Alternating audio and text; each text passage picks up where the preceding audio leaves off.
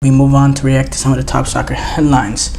I will answer this question in the chat coming from Anthony Manzano. So, are there any young players in the youth system for Spain at striker, midfield, or defending that you can see choosing the United States? We can choose either country because of the amount of talent at each of those positions for the youth systems for Spain. These kids might feel they have a better chance of playing for the United States. Yeah, Spain does have a lot of youth sort of players, youth sort of quality. I do not know any dual national though that can represent both Spain and the US. Period. I don't know any sort of players coming up that can represent Spain and the US. Maybe there's one I'm missing. Maybe there's something I need to do more research on, but not one I can think of the top of my head. But I definitely know there's teams from other countries in the world that have sort of dual nationals. You know, we see this US team right now. They benefit a lot from a lot of dual nationals. Anthony Robinson, who can play for England. Sergio Dest, who can play for the Netherlands, who actually wasn't involved in Copa America because of injury. Tim Weah can represent, his father's country in Libya, or the France, the country of his birth. There's a lot of players. Balogun, who can represent England. Yunus Musa, that can represent England, or Italy, or Ghana for that matter. There's just a lot of players that there's a lot of players in the U.S. setup right now that can represent another country. But right now, do I know any youth players? Because Spain does develop a lot of youth players, you're right. But I don't know any American Spanish dual national coming up the ranks. Not that I know at the top of my head. Maybe I'm missing. I know a few players here and there that's involved in Spanish setups, but are strictly U.S. youth players that are involved in setups in Spanish clubs. But no U.S. Spanish sort of dual international. But going back to the main topic of discussion here, it's official. It's been announced. Mikel Merino, he's going to be a player for for Arsenal. He's going to be signed from Real Sociedad for 37.5 million, 37.5 million euros. He signed a 4-year deal, and it's going to be 32.5 million euros initially, with 5 million in add-ons. He's going to be a great player, sort of fitting in that midfield role, and he's going to be an important part for Arsenal. Edu, speaking of the transfer, saying, "We are so happy to have completed the transfer of Mikel Merino.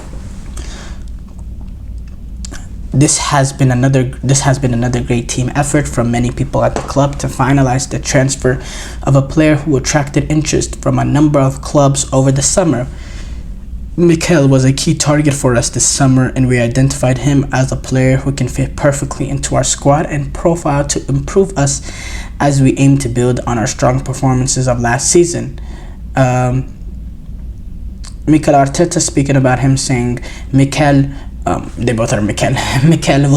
Speaking of Mikel Merino, Mikel will make our squad significantly stronger with his technical ability, together with a strong and positive character and personality. And I think he will be a good addition in midfield. He wins duels. He's willing to compete in terms of the midfield combat. And he also has the ability to make runs into the box and get on the end of things with his height and be sort of a threat on set paces. We know he scored the goal for Spain to get them into the European Championship semi-final when they defeated Germany. He got the winning goal at the end of extra time. So there's real quality there in Mikel Merino, real ability there. And yes, overall, great signing for them. Wojciech Szczesny has retired. The 34-year-old said this on Tuesday after he left Juventus with mutual agreement after sort of being pushed out of the club with Thiago Motta in this new project.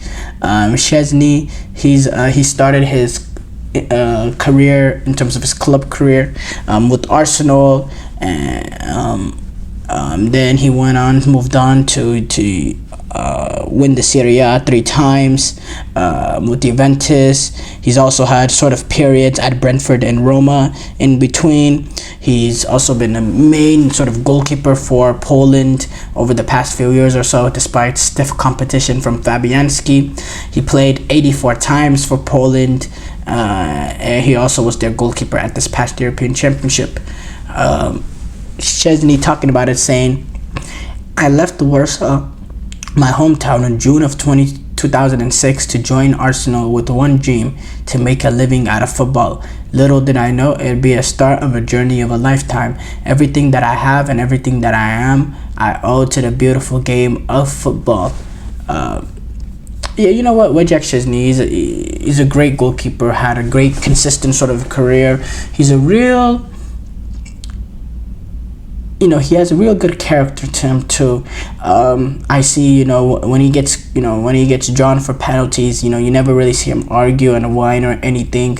He's never really that sort of player to take to sort of embarrass his defenders, kind of berate at them, which sometimes is necessary, but he never shows that sort of ability. He's always been a little bit more stoic.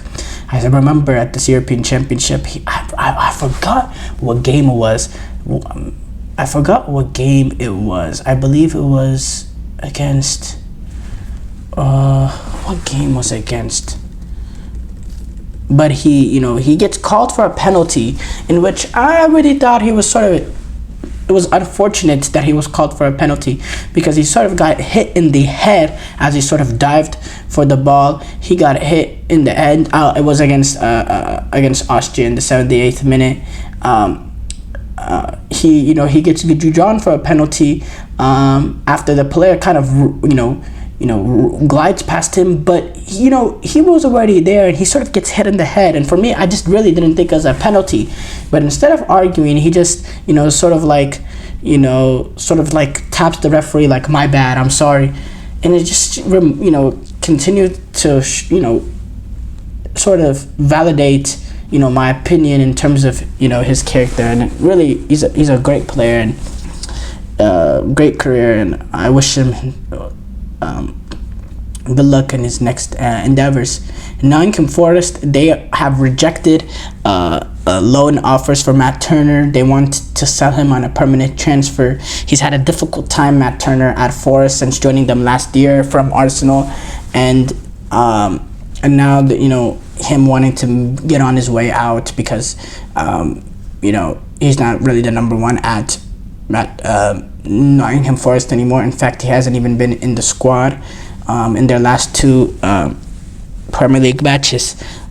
He wants to be out. Some sad news coming out.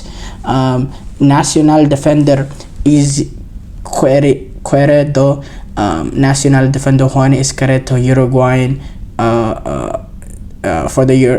for Uruguayan club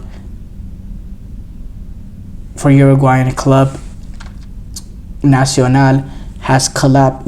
He did collapse on the pitch last Thursday, and it's been announced that he has officially passed away in the hospital days later. He was taken into the ambulance off the pitch to the Albert Einstein Hospital, and he was treated with intensive care. The hospital said in a statement that Izquierdo, he died as a result of a brain death following cardiopulmonary arrest associated with the cardiac arrhythmia. And it's devastating news. Nacional, writing about it, or wrote on X, they said, "It is with the deepest sorrow and shock in our hearts that the Club Nacional announced the death of our beloved player Juan Izquierdo. We express our most sincere condolences to his family, friends, colleagues, and loved ones. All of Nacional is mourning for his irreparable loss." Uruguay, they suspended all football activities this past weekend due to the concerns over his health, with him being at the hospital. And Alejandro Dominguez, who's the president of CONMEBOL, he also came out with a statement. South American football is in mourning. Pain And yeah, it really is. Luis Suarez speaking about it, saying, "Pain, sadness, it is hard to explain. May he rest in peace. I wished a lot of strength for his family and friends." It's it's really sad sort of news whenever sort of a player that's still playing has passed away, and in the nature and the fact that he didn't pass away on the pitch, but it was a result of something that happened on the pitch that he later passed away from in the hospital. It's really sad to see that, and it's really a hard thing for a lot of these sort of his teammates, the league itself, something to move on from. But yeah, I'd like to wish well wishes in terms of his family and send condolences to all of them. It's just a devastating loss, and that's just sometimes just life. Life is precious, and it can be taken away any time. So love your family, love your friends, and forgive everyone that you can. That's a sad way to end off, but thank you guys for tuning into the GSMC Soccer Podcast presented by the GSMC Sports Network. Your support means a lot to us, so please remember to subscribe to the show and leave a positive review. It really does make a difference. We also invite you to follow us on Facebook, Twitter, TikTok, and Instagram for more content and updates. So thank you once again. Have a wonderful, wonderful day.